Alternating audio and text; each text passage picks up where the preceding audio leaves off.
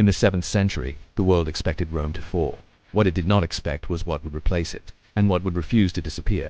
On this channel, we tell the long stories of power, not the loud moments, the quiet ones, the decisions, systems, and pressures that reshape history long after the battle's end. This is one of those stories, because the Byzantine-Arab wars were not just about conquest. They were about where Islamic expansion stopped, where Christian empires endured, and why the medieval world took the shape it did.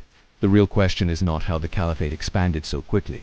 It is why that expansion did not erase Byzantium and how that failure reshaped the world. By the early 600s, the Eastern Roman Empire, what we call Byzantium, was exhausted. For decades it had fought an existential war against its ancient rival, the Sasanian Persian Empire. This was not a war of borders, it was a war of survival. Cities were razed, treasuries emptied, armies shattered and rebuilt again and again. When Emperor Heraclius finally defeated Persia in 628, the empire technically survived, but only just.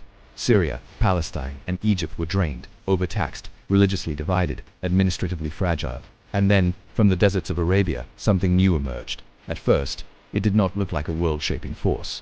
Arabia had never produced an empire. Its tribes were fragmented, its geography harsh. But after the death of the Prophet Muhammad in 632, something unprecedented happened. The tribes unified not loosely, not temporarily, but under a shared religious and political vision. The early caliphate did not rely on ancient prestige or vast bureaucracies. It relied on cohesion, belief, and commanders who understood speed, supply, and restraint. When Arab armies moved north, they did not meet a world ready to resist. At Yarmouk in 636, the Byzantine field army collapsed, not from cowardice, but from exhaustion, division, and poor coordination. Within a decade, Syria fell, then Palestine, then Egypt.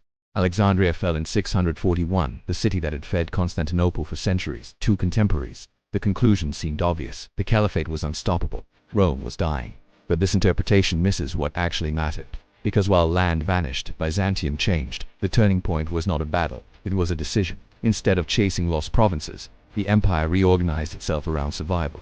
The old Roman system, professional armies paid by distant tax bases, no longer worked. So Byzantium created something new. Military districts called themes. Soldiers settled on the land they defended. Payment replaced by obligation. Inheritance replaced by salaries. This was not elegant reform. It was desperate pragmatism, but it worked. Constantinople became more than a capital. It became a system. Walls layered with stone and towers, supplied by sea, defended by a navy disciplined enough to wait. When Arab armies reached Constantinople in 674 to 678, and again in 717 to 718, the expectation was clear. Rome would finally fall. It did not. These were not heroic clashes. They were tests of endurance. The caliphate had momentum, but momentum depends on supply. Distance stretched logistics. Coordination failed. Winters turned brutal. Greek fire was not magic. It was organization made lethal. And after 717 to 718, something subtle but decisive happened. The illusion of inevitability broke. The wars did not end, but they changed. Raids replaced conquests. Pressure replaced collapse. Byzantium absorbed loss without disintegration. The caliphate redirected its energy west into North Africa and Iberia, east into Central Asia and India.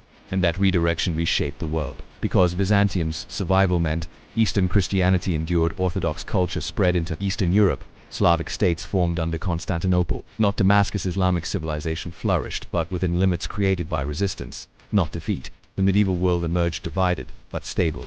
A Latin West, a Greek East, an Islamic South. None erased the others. The Byzantine-Arab wars were not about who won more battles. They were about who learned how to endure. Empires do not fall when they lose land. They fall when they lose the ability to adapt. If you want to explore another moment where history turned not on heroes, but on systems and decisions, let me know in the comments. And if this is the kind of story you want more of, consider subscribing.